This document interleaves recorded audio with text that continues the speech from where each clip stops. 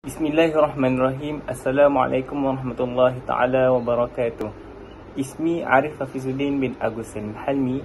Nombor matriks 068742. Baiklah, tajuk yang pertama yang saya akan bincangkan pada hari ini ialah Hadis Nabawi pada kurun pertama Hijrah. Al-Hadis An-Nabawi tidak dijaga atau disimpan dalam bentuk tulisan pada zaman Nabi SAW seperti mana Al-Quran. Terdapat beberapa orang sahabat radhiyallahu anhu yang menulis hadis dengan kehendak mereka sendiri atau atas perintah Nabi SAW. Seterusnya ialah penulisan, yakni proses mengumpulkan apa yang diturunkan daripada Al-Quran. Seperti mana yang kita tahu, Al-Quran, yakni ayat-ayat Al-Quran ditulis pada daun-daun, tulang-tulang, batu-batu dan pelepah. Apabila wahyu turun, Nabi SAW mengarahkan penulis wahyu untuk menuliskannya di tempat tertentu di dalam surah tertentu sehinggalah baginda wafat. Nabi SAW tidak wafat kecuali dalam keadaan Al-Quran itu terpelihara dan tertulis serta tiada yang terkurang, malahan dikumpulkan di dalam satu mushaf yang sempurna dilakukan pada zaman Khalifah Uthman bin Affan radhiyallahu anhu. Penulisan hadis tidak sama seperti Al-Quran, yakni terdapat dua sebab bahawa Nabi SAW tidak mengarahkan para sahabat untuk menulis hadis atas sebab-sebab tertentu. Sebab yang pertama ialah kata-kata dan perbuatan serta penulisan Nabi Muhammad SAW agak sukar untuk dikumpulkan, yakni ia perlukan tumpuan khusus daripada sahabat-sahabat untuk mengumpulkannya. Kata-kata Nabi dan perbuatan serta penulisan Nabi Muhammad SAW agak sukar untuk dikumpulkan. Ini memerlukan tumpuan yang khusus daripada para sahabat untuk mengumpulkannya. Dan tidak ramai sahabat yang mahir menulis pada zaman itu. Bilangan para penulis Nabi SAW juga tidak ramai. Mereka fokus hanya untuk mengumpulkan surah-surah dalam Al-Quran dan penulisannya tanpa menggunakan perkara lain, tanpa memfikirkan perkara-perkara lain. Sebab yang kedua ialah takut berlakunya kekeliruan kepada kaum muslimin apabila dikumpulkan hadis. Ia akan bercampur dengan ayat-ayat Al-Quran dan ini merupakan waktu permulaan Islam untuk mengembang. Maka itu, perkara ini perlu dielakkan bagi tidak mengelirukan umat-umat Islam yang baru memeluk agama Islam. Bangsa Arab juga tidak mampu membaca dan menulis dan mereka hanya bergantung pada hafalan mereka saja untuk mengingati ayat-ayat Al-Quran. Qala an-Nabi sallallahu alaihi wasallam, la taktubu anni wa man kataba anni ghaira al-Quran falyamhuhu. Nabi Muhammad sallallahu alaihi wasallam bersabda, janganlah kamu semua menulis daripadaku. Sesiapa yang menulis daripadaku selain Al-Quran, maka hendaklah dia memadamkannya. Untuk pengetahuan anda semua, bukan tiada hadis yang ditulis pada zaman Nabi Muhammad SAW. Ianya ada, tetapi ianya bersifat khusus, bukan secara umum. Contohnya ialah Nabi SAW mengarahkan para sahabatnya pada pembukaan kota Mekah untuk menulis khutbah baginda. Contoh lain juga, Nabi SAW menghantar surat kepada raja-raja, pemerintah-pemerintah untuk mengajak kepada Islam. Sebahagian para sahabat juga memiliki lembaran-lembaran suhuf khusus yang mereka kumpulkan. Ianya tertulis atas apa yang mereka dengar daripada Nabi Muhammad SAW. Seterusnya ialah hadis pada zaman Al-Khulafa Ar-Rashidin. Seperti yang sudah saya katakan sebentar tadi, pada zaman Nabi Muhammad SAW, hadis tidak ditulis pada helaian-helaian dan lembaran-lembaran. Sama juga pada zaman Al-Khulafa Ar-Rashidin, proses pengumpulan hadis tidak tulis pada helaian-helaian dan lembaran-lembaran. Ramai umat Islam yang baru memeluk agama Islam dari seluruh pelosok negara-negara. Ianya akan mengakibatkan kerisauan yang akan berlaku, yakni hadis akan bercampur dengan ayat-ayat Al-Quran. Dan seperti yang saya ada katakan sebentar tadi juga, keinginan para sahabat juga sangat kuat. Mereka mampu untuk menghafal hadis dan menyampaikannya dengan penuh amanah, yakni dengan sempurna. Kerana pada zaman itu mereka melebihkan hafalan berbanding dengan penulisan. Bismillahirrahmanirrahim. Assalamualaikum warahmatullahi wabarakatuh. Nama saya Muhammad Sufi Hadi bin Khairul Anwar, nombor matrik 08753, dan akan membentangkan tentang hadis Nabawi pada kurun kedua. Jadi ketika zaman Umar bin Abdul Aziz memegang tampuk pemerintahan pada 99 Hijrah, beliau berpandangan bahawa wajib bagi dirinya untuk mula menulis hadis dan mengumpulnya untuk mengelakkan berlakunya perselewangan hadis. Dan halangan pengumpulan hadis ini pun sudah tidak wujud pada masa itu.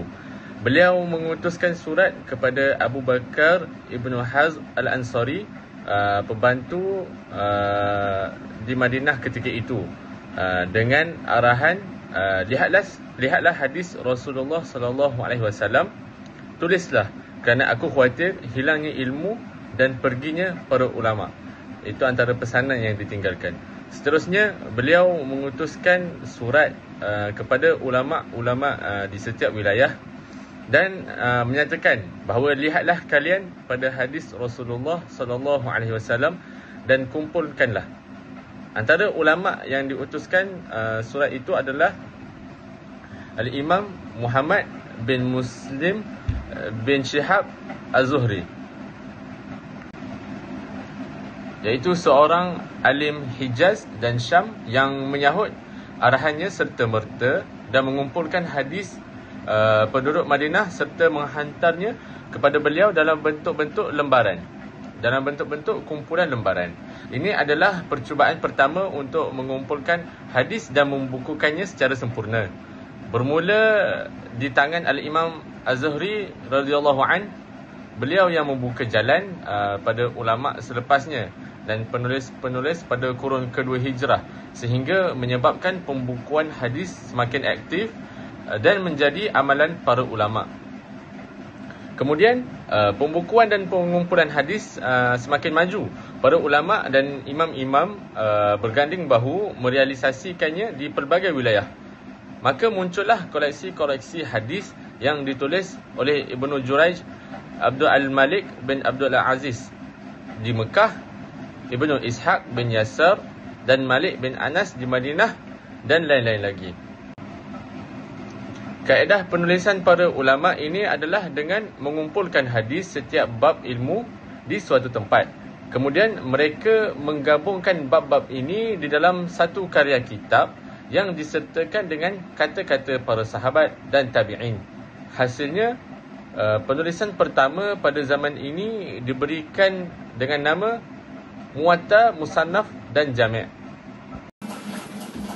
Assalamualaikum warahmatullahi wabarakatuh. Ismi Timpoh Ma'aki bin Ibrahim Bahri, nombor matrik 067817.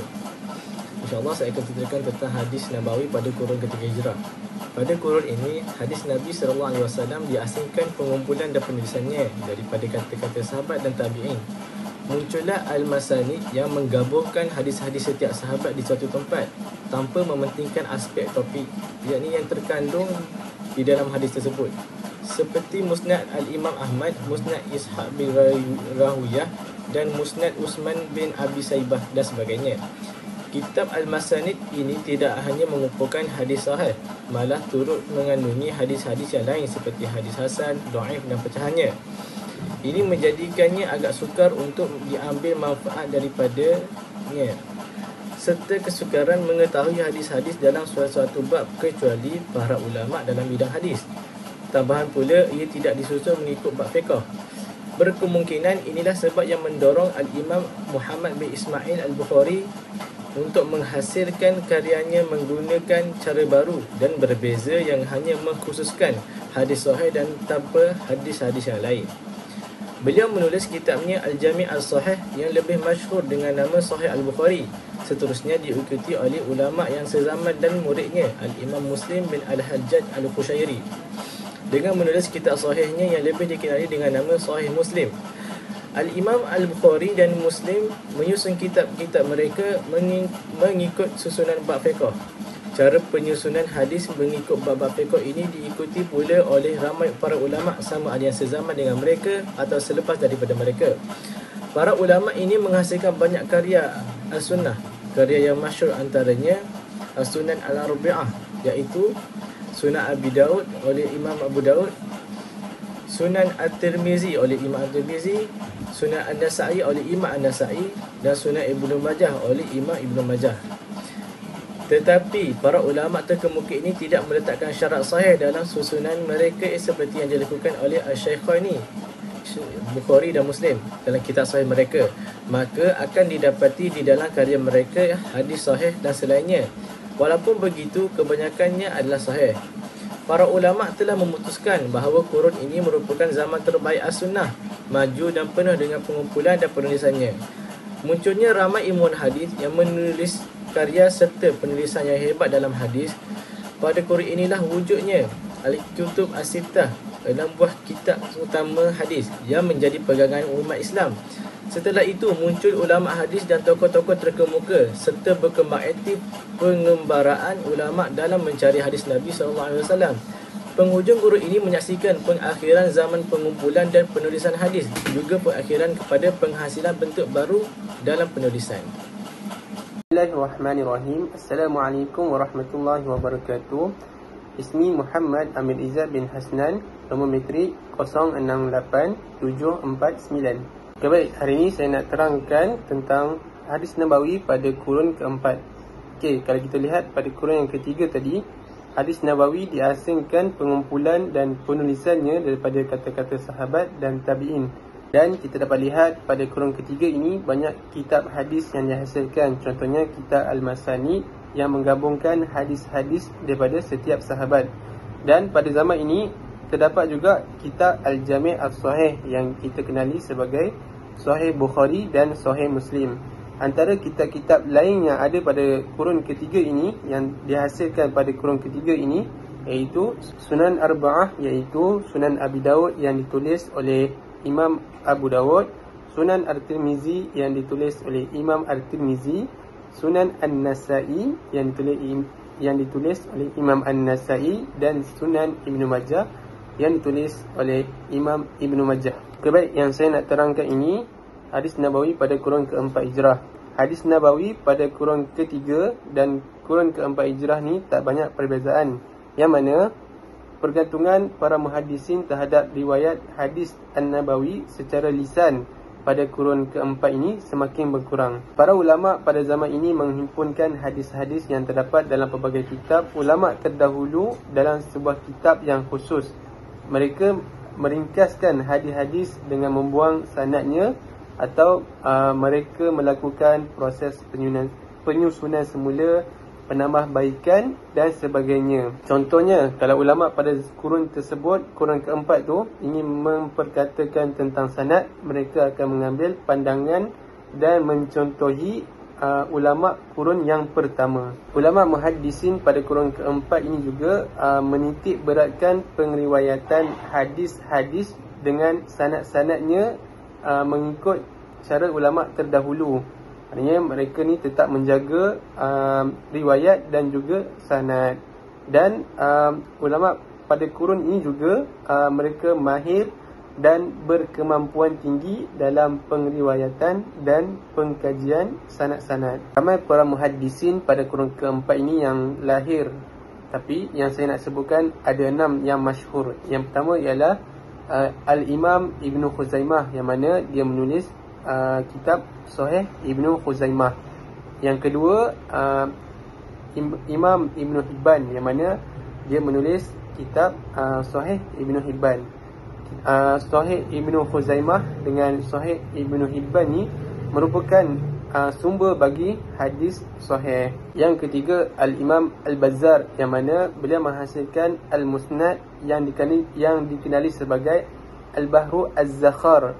Yang keempat Al-Imam Al-Darulqutni, yang mana beliau ni menghasilkan kitab karya Al-Sunan, yang kitabnya dikenali sebagai Sunan Al-Darulqutni yang dinisbahkan kepada namanya.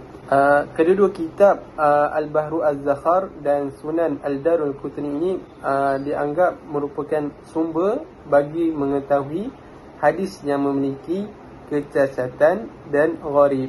Okay, baik, untuk kesimpulannya, kita lihat pada kurun keempat ni banyak kesinambungan usaha daripada kurun yang ketiga ini, dan kita dapat lihat banyak karya-karya dalam kurun keempat ini menjadi sumber asli bagi pengriwayatan, dan karya-karya ini masih lagi menjadi rujukan terpenting dalam hadis An-Nabawi.